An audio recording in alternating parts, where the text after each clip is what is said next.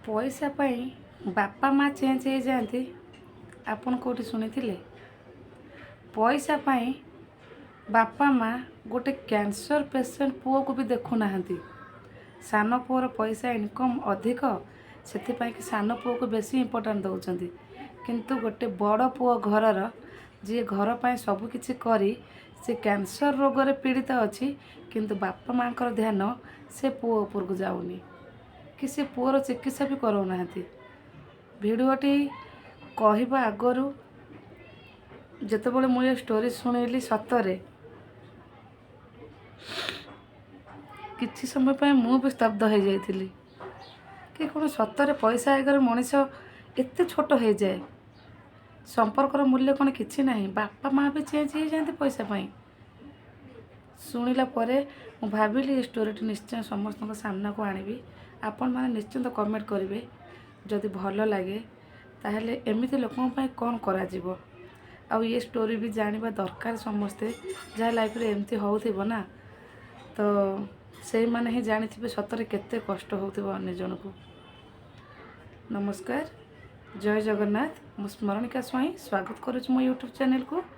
जदि आपण मानकु मोर ये स्टोरीटी भल लगे, कहानी सत कहानी जने भाईंकर, किंतु मु ताको स्टोरी आकार रे आपण मानकु सुनाइबी। वीडियोटी भल लगे मो चैनल को सब्सक्राइब करने आपण मानकु अनुरोध। आदि भल लगे ताहले शेयर भी करेंगे। आपण मानकर सांग मानकु ए स्टोरी निश्चय सुनाइबे। जहाँ सहित एमती होउथिबो मते भी कमेंट करेंगे क्या सहित एमती होउची। कौन कहबी आ स्टोरीटी हैला जड़े भाईंकर जे कि से कलिकता रे रहउचंती। आ से भाई होचंती केन्द्रापड़ा डिस्ट्रिक्ट। से मते मो सहित कथा हेतिले कि दीदी मो सहित किसी एमिति होउची ना मो कहि पारुची ना सही पारुची ना चाहिए मरी भी पारुची। कहीं ना बेसी कष्ट दौची कि बापा माँ सबू किछि जानिके अजणा।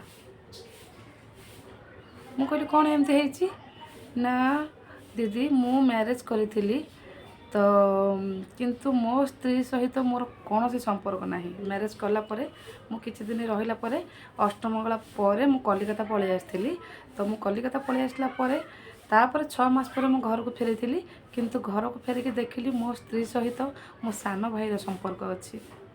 मो स्त्री सहित मो सान भाई संपर्क रखुची, किंतु घर लोक एथिरे साथ दौचंती। बापा माँ भौणी सबू देखुंत जानुंट, किंतु से माने किछि कहूना। एइथिपाई कि मोर इनकम कम आ मो सान भाईर इनकम अधिक। आ ये जो भाई जड़े आंको टिके माने कहते नहीं माने एते बुद्धिया नुह, माने एते चालाक नुह। से ये भाई बहुत सरल, एते चालाक नुह कि जार फायदा से भरपूर उठे।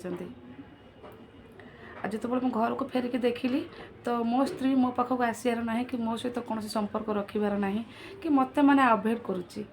किंतु सान भाई की पूरा तार स्वामी भाया भावुची। आ सान भाई खाइबा खबर बुझा सबकि तार केयर नौची, किंतु मत अणदेखा कला। जितेबाला मो बापा माँ को एक शुणेली, बापा माँ कहले ठीक अच्छे तू चुप रह, एक क्या कहनी कहीं घरर इनकम तार अधिक। आबे घर काम चली छात पड़ार अच्छी, सब कम सी करुच्ची, पैसा सी दौची, तू चुप रह क्या किसी कह माने कहनी। तो से चुप रहिले। तापरे तांको बापा माँ और स्त्री समस्त मिसिकी आपको जल्दी कलिकता पठेदेले। कलिकतार ये थी अवस्था शुणुची कि स्त्री प्रेग्नेंट अच्छी, किंतु स्त्री सहित ये भाई संपर्क नहीं। सतरे कह केते कष्ट लगी से भाई जन को। तापर सी कहले मोर तो कौन संपर्क नहीं, तो प्रेग्नेंट केमती है। घरे भी शुणेले, फोन कले बापा माँ को पचारे मो सहित तो कौन संपर्क नहीं, मो स्त्री प्रेग्नेंट केमती है।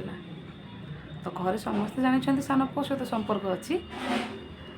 सेटा भी कहले कि तू चुप रह, क्या आगे एक कथा कहबुनी, कहबू मो पिला बोली। से भाई को कहवा कथा से सेठी थिले कलिकता रे, जोटा कि से खाइबा पीवा छाड़ीदेले, टेंशन सब रहिले। आ भोक उपास रही टेंशन नहीं नहीं तांको पेटरे घा हो गला।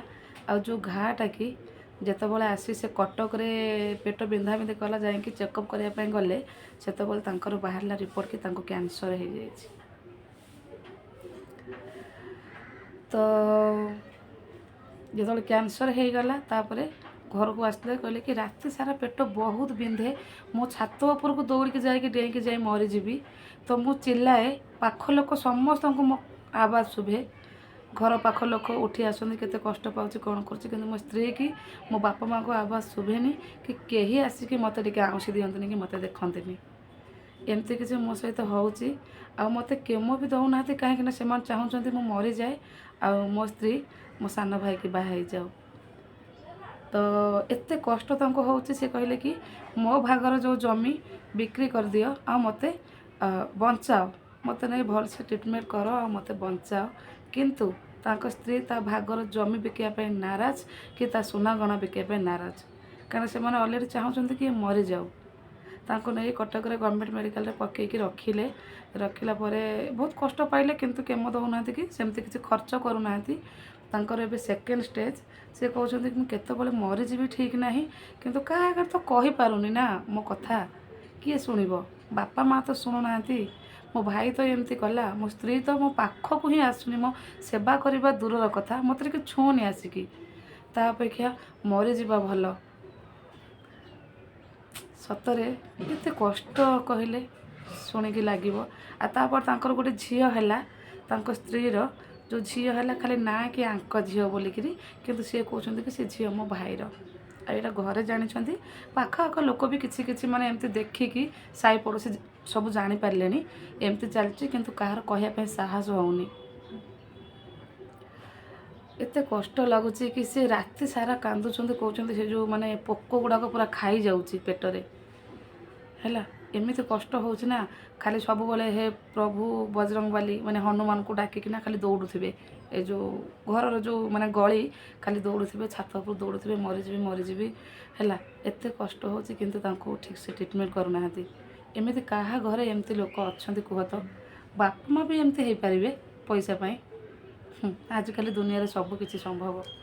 ଏ କଳି ଯୁଗରେ ବାପା ମାଆ ବି ବଦଳି ଯାଉଛନ୍ତି, ଯିଏକି ଜନ୍ମ କରିକି। ଆଉ ଭାଇ ଭଗାରେ ସେମାନଙ୍କ କଥା ତ ଛାଡ଼। ଏମିତି ସ୍ତ୍ରୀ ଆଉ ଏମିତି ଭାଇ, ଏମିତି ବାପା ମାଆ କାହା ଲାଇଫରେ ଅଛନ୍ତି, କାହା ଘରେ ଏମିତି ହେଉଛି, ମୋତେ ନିଶ୍ଚିନ୍ତ କମେଣ୍ଟ କରିବେ। ଆଉ ସେ ଭାଇଙ୍କୁ ତ ମୁଁ ଆଉ କ'ଣ କରିବି, ଯେତେବେଳେ ତାଙ୍କ ନିଜ ଲୋକ ଏମିତି କରୁଛନ୍ତି, ଆଉ ଖାଲି ଶୁଣିବା କଥା, ଆଉ ତାଙ୍କ ଷ୍ଟୋରି ଆପଣମାନଙ୍କ ଆଗରେ ସେୟାର କରିବା କଥା। ତା ବ୍ୟତୀତ ଆମେ ତ ଆଉ କିଛି କରିପାରିବେନି। କିନ୍ତୁ ଏତିକି ଭଗବାନଙ୍କୁ ଡାକୁଛି, ଭଗବାନ ତାଙ୍କୁ ଭଲ କରିଦିଅ, ଆଉ ଯଦି ଭଲ ନ କରିବ ନା, ତାହେଲେ ଜଲ୍ଦି ତାଙ୍କୁ ଉପରକୁ ନେଇଯାଅ। ଏତେ କଷ୍ଟ ଦିଅନି କି ସେ ସହିପାରୁନାହାନ୍ତି।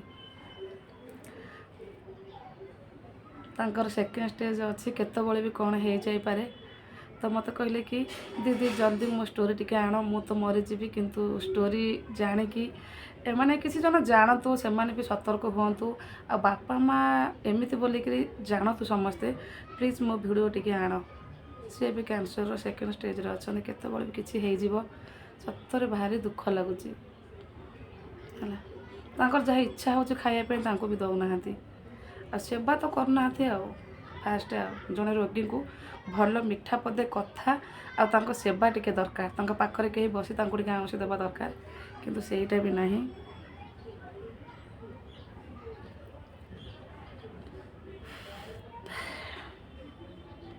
ତାଙ୍କର କେତେବେଳେ କିଛି ବି ହେଇଯାଇପାରେ। ମୋତେ ଶୁଣିକି ବହୁତ ଦୁଃଖ ଲାଗିଲା। ମୁଁ କହିଲି କି ଆଉ ଭାଇ ଯଦି କିଛି ଖାଇବେ କୁହନ୍ତୁ, ତାହେଲେ ମୁଁ କିଛି ପଇସା ପଠେଇବି, ଆପଣ ଖାଇବେ ନା ନାଇଁ। ପଇସା ଦେଲେ ବି ସେମାନେ କିଣିକି ଆଣିକି ଦେବେନି ମୋତେ, ତ କ'ଣ ପାଇଁକି ପଇସା ଦେବ? ସେମିତି କିଛି କରନି, ମୁଁ ଯେତିକି ଦିନ ଅଛି ସେମିତି ବଞ୍ଚିବି, ଆଉ ଯେତେବେଳେ ମରିବା କଥା ମରିଯିବି। ଆଉ ଏମିତି କହିକି ସେ କାନ୍ଦୁଥିଲେ। ଆଉ ସେଥିପାଇଁକି ତାଙ୍କ ଷ୍ଟୋରିଟା ମୁଁ ଆଣିବା ପାଇଁ ଚାହିଁଲି ଆପଣମାନଙ୍କ ସାମ୍ନାକୁ, କି ସମସ୍ତେ ଜାଣନ୍ତୁ, ସମସ୍ତ ଲୋକ ଏମିତି ବି ଅଛନ୍ତି। ଆଉ ସିଏ କହୁଛନ୍ତି କି ମୋତେ ବେଶୀ କଷ୍ଟ ଦେଉଛି କି ମୁଁ ଜାଣିଛି ମୁଁ ମରିଗଲା ପରେ ମୋ ସ୍ତ୍ରୀ ମୋ ଭାଇକି ମ୍ୟାରେଜ୍ କରିବ, ଆଉ ସେ ଛୁଆ ବି ମୋର ନୁହଁ, କିନ୍ତୁ ଦୁନିଆ ଆଖିରେ କ'ଣ ନା ମୁଁ ବାହା ହେଇଛି ମୋ ସ୍ତ୍ରୀ। ଆଉ ଏଇଟା ମୋତେ ବେଶୀ କଷ୍ଟ ଦେଉଛି ମୋ କ୍ୟାନ୍ସର ରୋଗ ଠାରୁ। ମୁଁ କହିଲି ଠିକ୍ ଅଛି, ମନ ଦୁଃଖ କରନି, ଯାହା ତ ତୁମ ବାପା ମାଆ ତୁମ ସାଥିରେ ନାହାନ୍ତି, ଆଉ ତୁମ ସହିତ ଯାହା ହେବା କଥା ଅଲରେଡ଼ି ହେଇସାରିଲାଣି। ଯେତିକି ଦିନ ରହୁଛ ସେମାନଙ୍କ ଟେନସନ୍ ନିଅନି, ସେମିତି ଟିକେ ଖୁସିରେ ବଞ୍ଚିବା ପାଇଁ ଚେଷ୍ଟା କର, ତେଣିକି ଭଗବାନଙ୍କର ଇଚ୍ଛା ସେ କେତେବେଳେ ତୁମ ଜୀବନ ନେଇଯିବେ। ମୁଁ ତ କହିବି ଭଲ ହେବ ଭଗବାନ ତାଙ୍କୁ ତାଙ୍କ ପାଖକୁ ନେଇଯାଆନ୍ତୁ। ଏମିତି କଷ୍ଟ ତ ସହି ହେବନି ନା, କୁହ ତ। ରୋଗ ତା ଉପରେ ଏମିତି କଷ୍ଟ ଆଖି ଆଗରେ ଦେଖିବା। ଧନ୍ୟ କହିବ ସେ ସ୍ତ୍ରୀ କି, ଧନ୍ୟ ସେ ବାପା, ଆଉ ଧନ୍ୟ ସେ ଭାଇ।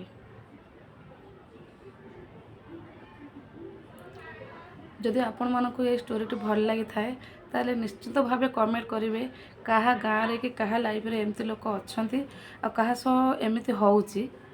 ତ ନିଶ୍ଚିନ୍ତ ମୋତେ ଗୋଟେ କମେଣ୍ଟ କରିବେ।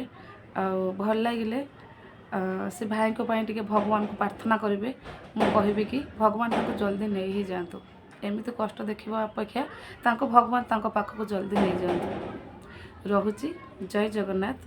ଚ୍ୟାନେଲଟିକୁ ନିଶ୍ଚିତ ଭାବେ ସବସ୍କ୍ରାଇବ୍ କରିଦେବେ ଆଉ ନୂଆ ନୂଆ ଭିଡ଼ିଓ ଦେଖିବା ପାଇଁ ପାଖରେ ଥିବା ବେଲ୍ ଆଇକନ୍କୁ ଦବାଇ ଦେବେ, ଯାହାଫଳରେ କି ମୁଁ ଯେଉଁ ଭିଡ଼ିଓ ଛାଡ଼ିବି ଆପଣମାନଙ୍କ ପାଖରେ ନୋଟିଫିକେସନ୍ଟି ପହଞ୍ଚିଯିବ। ଆଉ ଯଦି ଆପଣମାନଙ୍କର ଏମିତି ଷ୍ଟୋରି ଅଛି କି ଆପଣଙ୍କ ସାଙ୍ଗସାଥି ଗାଁରେ କାହା ସହିତ ଏମିତି ଘଟଣା ଘଟୁଛି ତାହେଲେ ମୋତେ ସେୟାର କରନ୍ତୁ। ମୁଁ ସେଇଟାକୁ ଷ୍ଟୋରି ମାଧ୍ୟମରେ ସମସ୍ତଙ୍କ ପାଖରେ ପହଞ୍ଚିବା ପାଇଁ ଚେଷ୍ଟା କରିବି। ରହୁଛି, ଜୟ ଜଗନ୍ନାଥ।